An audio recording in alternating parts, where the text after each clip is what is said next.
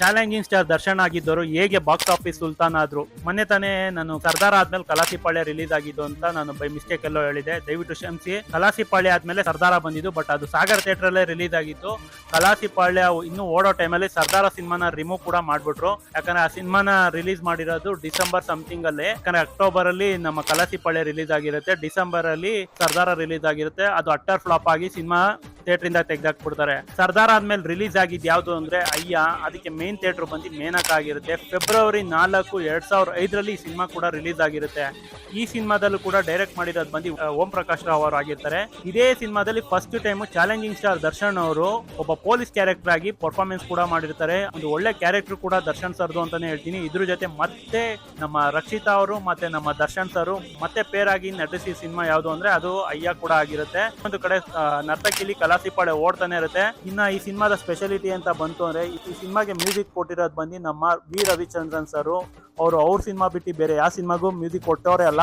But Darshan ಅವರು ಮತ್ತೆ ಓಂ ಪ್ರಕಾಶ್ ರಾವ್ ಅವ್ರ ಮೇಲೆ ಇದ್ದಿದ್ದಂತ ಪ್ರೀತಿಗೆ ವಿ ರವಿಚಂದ್ರನ್ ಸರ್ ಈ ಸಿನಿಮಾದಲ್ಲಿ ಮ್ಯೂಸಿಕ್ ಡೈರೆಕ್ಷನ್ ಕೂಡ ಮಾಡಿರ್ತಾರೆ. ಆ ಸಾಂಗ್ ಕೂಡ ಎಕ್ಸ್ಟ್ರಾರ್ಡಿನರಿ ಆಗಿದೆ ಅಂತಾನೆ ಹೇಳ್ತೀನಿ. ಈ ಸಿನಿಮಾ 15 ಕೋಟಿ ಮಾಡಿದ್ದಾರೆ ಅಂತ ಹೇಳ್ತಾರೆ, ಬಟ್ ನಾನ್ ಕಂಡಂಗೆ ಈ ಸಿನಿಮಾ ಮೇನಕಾರ್ಡ್ ಥಿಯೇಟರ್ ಅಲ್ಲಿ 100 ದಿನ ಅಂತೂ ಪಕ್ಕಾ ಓಡಿದೆ, ಅದಂತೂ ಕನ್ಫರ್ಮ್ ಆಗಿ ಹೇಳ್ತೀನಿ. ಯಾಕಂದ್ರೆ ಅದಾದ್ಮೇಲೆ ಶಾಸ್ತ್ರಿ ಕೂಡ ರಿಲೀಸ್ ಆಗಿದ್ದು, ಒಂದು ಒಳ್ಳೆ ಹೆಸರು ಕೂಡ ಮಾಡಿತ್ತು ಅಯ್ಯ ಅಂತಾನೆ ಹೇಳ್ತೀನಿ. ಇನ್ನ ಈ ಸಿನಿಮಾದಲ್ಲಿ ನನಗೇನ್ ಮೋಸ ಆಯ್ತು ಅಂತ ಬನ್ನಿ ಹೇಳ್ತೀನಿ.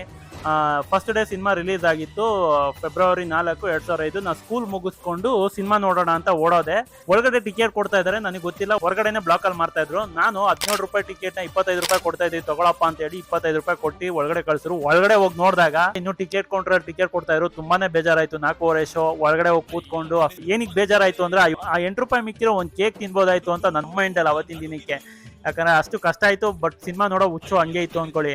ಬಟ್ ಒಳಗಡೆ ಹೋಗಿ ಕೂತಾಗ ಅದನ್ನೆಲ್ಲ ಮರ್ಸೇ ಬಿಡ್ತು ಅಂತಾನೆ ಹೇಳ್ತೀನಿ. ಆ ದರ್ಶನ್ ಅವ್ರ ಪರ್ಫಾರ್ಮೆನ್ಸ್ ಆಗಲಿ, ರಕ್ಷಿತಾ ಅವ್ರ ಆಕ್ಟಿಂಗ್ ಆಗಲಿ, ಆ ಕಾಮಿಡಿ, ಆ ಫೈಟ್ ಸೀನ್ಸು, ಆ ಕೆಲವು ಎದೊಳ ನಿನ್ನ ಅಮ್ಮನ್ ಈ ಡೈಲಾಗ್ಸು, ಇದೆಲ್ಲ ಅವತ್ತಿನ ಸಿನಿಮಾ ತುಂಬಾ ಯೂನಿಕ್ ಆಗೇ ಇತ್ತು ಅಂತಾನೆ ಹೇಳ್ತೀನಿ. ಆ ಸಿನಿಮಾಗಳು ದರ್ಶನ್ ಸರ್ ಕ್ಯಾರೆಕ್ಟರ್ ಮಾತ್ರ ನೆಕ್ಸ್ಟ್ ಲೆವೆಲ್ ಅಂತಾನೆ ಹೇಳ್ತೀನಿ. ಆ ಹೇರ್ ಸ್ಟೈಲ್ಗೆ ಕಲರ್ ಮಾಡಿಸಿರೋದು, ಅವ್ರ ಮೀಸೆ ಗೀಸೆ ಒಂಥರ ಪೊಲೀಸ್ ಕ್ಯಾರೆಕ್ಟರ್ ತುಂಬಾನೇ ಇಷ್ಟ ಆಗುತ್ತೆ. ಅಷ್ಟು ಚೆನ್ನಾಗಿ ಈ ಸಿನಿಮಾದಲ್ಲಿ ಆಕ್ಟ್ ಕೂಡ ಮಾಡಿರ್ತಾರೆ. ಈ ಸಿನಿಮಾ ಕೂಡ ನಮ್ಮ ದರ್ಶನ್ ಅವ್ರಿಗೆ ಬಾಕ್ಸ್ ಆಫೀಸ್ ಸುಲ್ತಾನ್ ಮಾಡಕ್ಕೆ ಒಂದು ಬುನಾದಿ ಆಗಿರುತ್ತೆ ಅಂತಾನೆ ಹೇಳ್ತೀನಿ. ಇನ್ನು ಯಾವ್ದೇ ಸಿನಿಮಾ ಇಂದ ಅವ್ರು ಆದ್ರು ಅಂತ ನೆಕ್ಸ್ಟ್ ಬರೋಂತ ವಿಡಿಯೋಗಳಲ್ಲಿ ತಿಳಿಸ್ಕೊಡ್ತೀನಿ. ದಯವಿಟ್ಟು ಇದರಿಂದ ಯಾರಿಗಾರ ನನ್ನ ಕಂಟೆಂಟ್ ಇಷ್ಟ ಆಯ್ತು ಅಂದ್ರೆ ದಯವಿಟ್ಟು ನನ್ನ ಪೇಜ್ನ ಫಾಲೋ ಮಾಡಿ ಅಂತ ಹೇಳಕ್ ಇಷ್ಟಪಡ್ತೀನಿ ಗೈಸ್. Thank you.